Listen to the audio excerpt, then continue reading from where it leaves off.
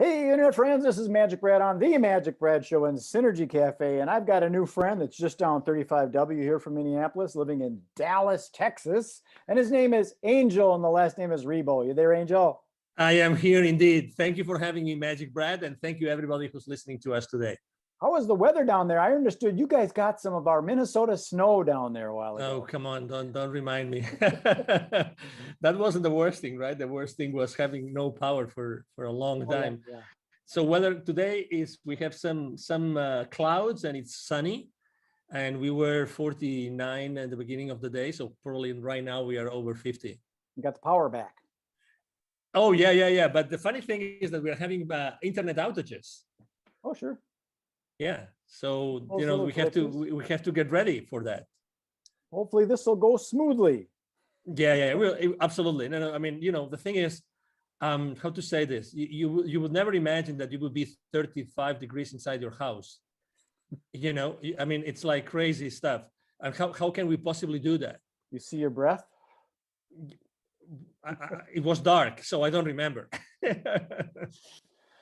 Well, Angel, I don't do these real long. I keep them kind of condensed. And Oh, please, absolutely. I'm all about it. Please. Absolutely. Thank you. How long have you lived in Dallas? For 10 years now. Okay, deep roots. Yeah, it's a great place. It's a great place. Yeah, absolutely. And you're married and got kids? You're single? I'm married. I have 3 kids. Okay. 2 live at home. The other one left already. So yeah. So I mean, we are excited. We love it here. We're very, very into the community. We are volunteers in local hospices, volunteers in the schools. So we are all in here. I mean, we love it here. We are north of Dallas, actually, in a place called Plano, and it's a. Oh, that's where they make the tackle boxes, the fishing tackle boxes in Plano, Texas. It can be. I don't know. I should be a fisherman. Oh, the tackle boxes. Oh, okay. Oh, okay. Yeah. I think it's the second person that has told me that before. It could be. But there's so many headquarters of large corporations right now. So many things happening in the area that probably like the ones that have lived here, probably they are more like acquainted with former companies, like companies that have been Sure. Well, forever. I'm 63, almost 64 years old. So I'm talking way back when I was a teenager going fishing. I remember I had a plastic Plano tackle box and wow. Okay. Plano. So who would have thunk it? So tell us a little bit about. I mean, let me tell you something. We've been here for 10 years, and there's places that when we came here, there was nothing built. Mm-hmm. And as you know, Texas is the second largest state in the union. Yeah. So there's so much space to fill, that we are in. I mean, it's amazing the amount of companies and headquarters that are relocating every single year. It's also fascinating how fast they can build buildings these days. Yeah, true. Yeah, it's not like brick by brick anymore. They take them big slabs and put them up, and poof, they got a warehouse. I agree. I agree. I don't know what's going to happen with the space, with the office space right now, with all the virus and everything. But anyway, people will figure it out. I mean, we're business people, so everybody figures out what to do with the surroundings. But it's a great area. It's an international area. There's people from many different places in the world here. Very important, high-tech industry. So again, multicultural. This is really a melting pot of cultures here in Plano, Texas. Do you consider yourself an entrepreneur? I do. In the business world? Totally. Yeah. You got that entrepreneurial spirit, and we will innovate and adjust. My background is in the event industry, events, travel, and tourism. Guess what? COVID doesn't like that. That said no. So yeah. I had to innovate, and that's why I'm doing a lot more online things like this, just staying out there, making it happen. So tell us a little bit about your business and what you do. Thank you. Absolutely. So basically, both corporate CEOs and established entrepreneurs, they hire me to bridge the gap globally for expansion and exposure. Basically, I help them grow or accelerate the growth of their businesses through strategies related to going global, basically. Mm-hmm. And basically, it's two very defined parts. One is, exposure. It's all about how do you get the right exposure in the right market at with the right target, right? Mm-hmm. And the other one is how to get, basically, it's more like business development. how to find the right clients or partners or partnerships or distributors or resellers. It depends on what service or product you're providing. So you work with a lot of different type of people, I'm sure. And Yes. do you run into like the old school guys that want to do like radio and TV because that's what works, and they won't innovate into a different way? Well, I haven't had that conversation, but I definitely deal with old school guys. And I think that everybody is so sensitive already about online, that, I mean, I have been offered myself to have a show on a radio station. But obviously then it's all about, I would have it if I could bring my clients on, and then I could help them, publicize their system, their products and services, right? So it all depends. It all goes down to the audience that you are serving. But I think that right now, even the older schoolers are really, they know that they have to be online. And to that purpose, actually, I use LinkedIn extensively. Yeah. I use as you probably have seen, I mean, I'm very active on LinkedIn. I have 27,000 connections. I literally interact with a few, over, now that I counted, it's over 1,500, almost 2,000 people on LinkedIn interacting every single week, literally. Wow. So yeah, I have it's where that's my world. It's where I, interact with everybody. Well, the reason I bring it up, because I'm in the event business, and there was a party supply store locally here, and the old school guys, they've been around for like 30 years or something like that. They wanted to do radio ads. They didn't really want to put money into this social media thing because they wanted to do the old radio.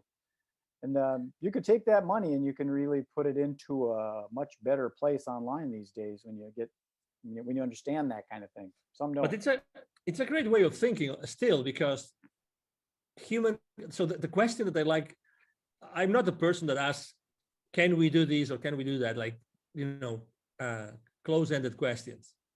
I'm more the kind of guy that asks my clients, my partners, I ask, how can we? Yeah. And I think that at the end of the day, the main reason why they wanted to be on radio shows or let's say the classic radio, is because of the human touch.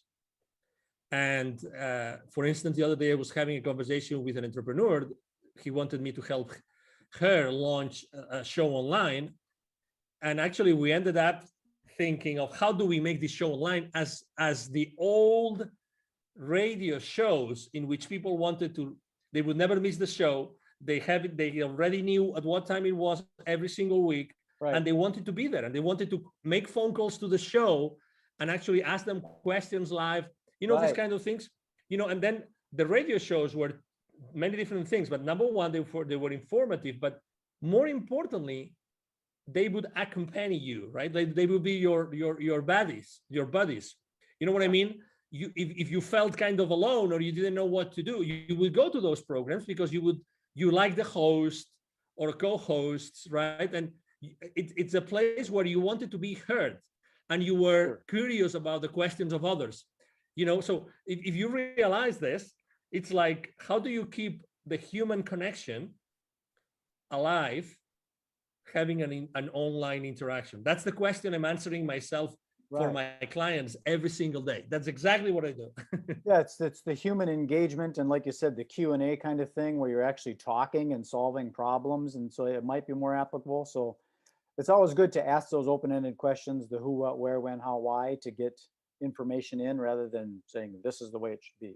Yes, sir. Exactly. Yeah. Are there any specific niches that you work in? Do you work in like that's a great question. Real estate? That's a great question. To be honest, historically I was working with literally every single industry. Today it's more related to the mindset of the owner, CEO, entrepreneur, more than to any industry.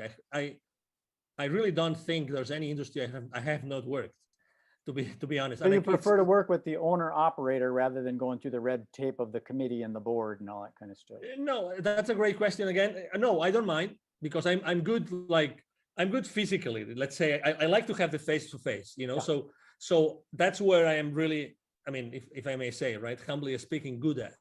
I'm good at being face-to-face with people, talking to people, listening to people, and understanding what they want so that I can provide them with what they need. So to your question, I really like when there's a structure already in place, because that makes things easier. But that's for corporations, right? But I work a lot with entrepreneurs. So, it's all about the mindset of the person you're working with rather than the kind of company, either size or industry, really. Sure. Yeah, because sometimes people are concerned about their competition. Yeah. And maybe there is no competition. You're just in your own lane. Depends on how fast you want to drive. But and that's one of the reasons why, for instance, last year here in the Dallas business arena, I was helping an accelerator with their entrepreneurs and startup owners. And we did a couple of webinars throughout the year, last year, about pivoting in times of crisis. And a lot of entrepreneurs, while pivoting, is like you are starting over your business, right? Somehow. So they were afraid of, oh, is there competition or there is no competition? I think that's the wrong question, very, very humbly speaking, okay? I think that's the wrong question. The thing is, I mean, do I really like what I'm going to do or to sell? Mm-hmm. Do I have the expertise? Is there an audience for this? And are they going to pay for it? If you're able to answer those 4 questions, then the competition really becomes irrelevant. Because if you're able to do yourself, you're able to do something better than the competition, if there's competition, then you're going to thrive. So the question is rather not if there's competition, is how can I differentiate myself? And again, I also believe that the same way I told you before that I don't pick like industries, or I don't pick company sizes, or profiles. I pick mindset. I think it's the exact same way. I think that even if you provide the same service as someone else, I think that you are going to be, there's still going to be an audience, because people will like you as opposed to someone else. You know what I mean? I agree. So let's say you and I, we both provide the same service. By nature, there's going to be people that naturally will be attracted to you, and others will be attracted to me, just because of who you are, even because of your physical appearance, the way you speak, your accent. I mean, there's so many variables. I mean, your experience in life, right? There's so many things. I agree. So that's why I think that it all depends on how badly you want to do this, how really enthusiastic and passionate you are about providing a specific service or selling a specific product, rather than the competition. I'm very skeptical about cutting someone's wings because of the competition. Very skeptical. Yeah, I've never really understood the competition in business, because if you look at it, McDonald's and Burger King and Coca-Cola and Pepsi are still there, so nobody's won. There is no goal. There's no end goal like there is in a sports game, where there's a goal and a time that runs out. And there are more and more. It's funny that you mentioned this, because if you go to the central markets or to the Whole Foods markets and these places, you will see that there's probably like 4 or 5 more brands of cola, of cola, refreshment. Yes. There are already. And if you go, actually, I remember when I was still living in Latin America 11, 12 years ago, there was actually a very, very popular soda brand that was from Peru that was competing head to head with both Pepsi and Coca-Cola. And that was, again, 12 years ago, and they started 20 plus years I'm in ago. agreement with that. I think it's, if your mother and father competed, you wouldn't be here. Exactly. You got to work together. Which ends up, which eventually takes you to a place where, okay, so how can I collaborate as opposed to compete? I agree. Maybe so that's why there are so many similar ways. There. I'm building out a thing called the Synergy Collaborative, because that's what it is. It's working together. Figure out how can we don't want to take and share the pie, but let's make a bigger pie. So let me tell you something. So every time I speak about the main mistakes that entrepreneurs make when they start their own journey, collaboration is one of the main mistakes. Number 1, because it's a blind spot for them. And number 2, because they are afraid of it. And number 3, because they're not able to do it. They don't know how to do it. It sounds crazy, but if you analyze it, and you said it great, MagicBrad, we are not taught on how to collaborate. How many subjects did you have? How many periods did you have in your elementary or middle or high schools about collaborating? What's the right way for collaborating? Well, of our collaboration. brains are functioning with the left and the right. So we already got that good and evil and the black and white and the separation. You got to realize that there is a gray. Yeah, but also again, how do you collaborate? How much do you give, and how much do you expect in return? So it's funny, but I really believe that we are very bad in collaboration, very bad. I agree. It's an under. You kind of wonder, okay, I put in 100 hours. You only put in 70 hours, and how come we're splitting 50-50? Yes. So I understand our mind thinks logically like that. Yes. I have another question about who do you serve? Are you in a specific geographic area? Do you prefer the United States, North America, or is it global? Doesn't matter to you? Yeah. So I've had in the last 5 years of my business, I've had clients in Europe, in Latin America, in Asia, in Australia, in Canada. So I have customers all over the place. So when it comes down to helping companies go global, there's really, I take clients from almost everywhere in the world. Right now, actually, I'm working on two projects, and one of them is in Asia, like large expansion projects. And there's really no geographical origin. Obviously, I have a very important footprint here in the Dallas area because I'm here. So there's a lot of executives that know me and know who I am, right? Because they see me around. But my clients really come from anywhere in the world because of the online world. Because some of the things that I'm working on, it's hard for me to work with someone over in Singapore or Bali, Indonesia, because the calendar is so flip-flopped. We're going to meet on Monday, but guess what? It's Tuesday there. Yeah. So I try and stay in the central time zone as much as I can, but to each his own, Yeah. I just had a conference call video conference call at 9:30 a.m. here in Central, and it was really late at night for them. But we try to compensate. We try to do like late for me, late for them, late for me, late for them. So we try. I like the way you operate because it's kind of doesn't matter because over on the other side of the planet, you got early morning people and they got late night people. It depends on the vibe and stuff. So it sounds like you're very open to whoever wants to work with you. I am. Done. Yeah. That's true. So yeah, I mean, typically, I have to say I work a lot of hours. A good day for me is the day in which I have a 2 or 3 hour break in the middle. Okay. So I see my day in 2 big chunks, really, because of that.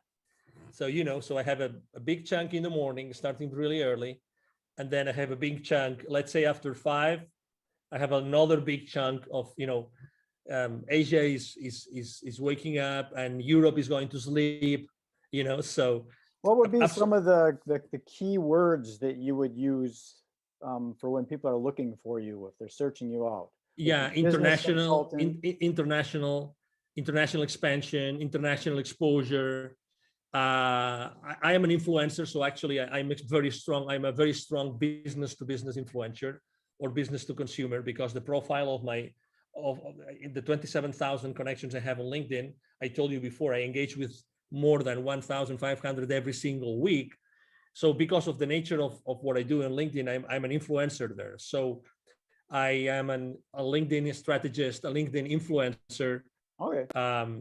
Let's say a global expansion. Those would be the keywords. Yeah, LinkedIn is a whole nother world. I got a friend locally here that wrote a book on it. He calls himself the LinkedIn rock star, Mike O'Neill. I don't know if you know that name. I've heard his name. Yes. He's definitely a Mike O'Neill. Okay. Lives here in Minneapolis, used to be out in Denver, but he's really heavy into LinkedIn Navigator and helping lead generation for his clients. That's what that's good. Generation through LinkedIn. I do a lot of that. MagicBrad, a lot. It's a big world out there, Angel. It's a big world. Yeah, it's a big world, but it's becoming smaller and smaller.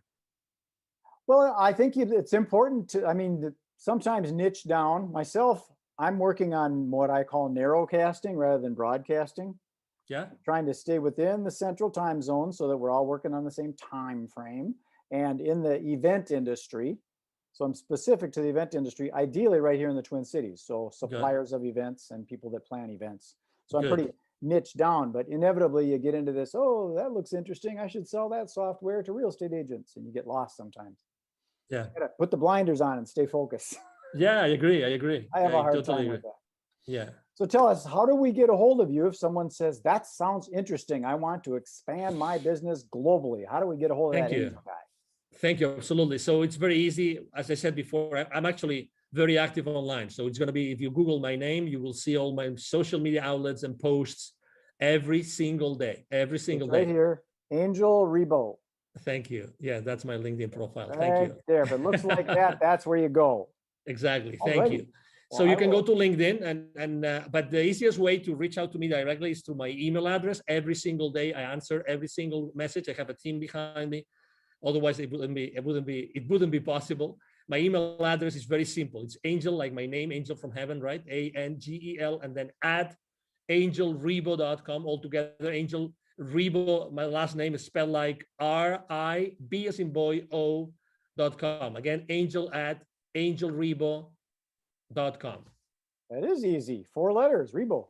Yeah, very easy. Very easy. Well, Angel, I'm going to sign this off and then beam it up to the you. universe and propagate it out to that Thank global you. international world. And we'll see if we can hook some fish.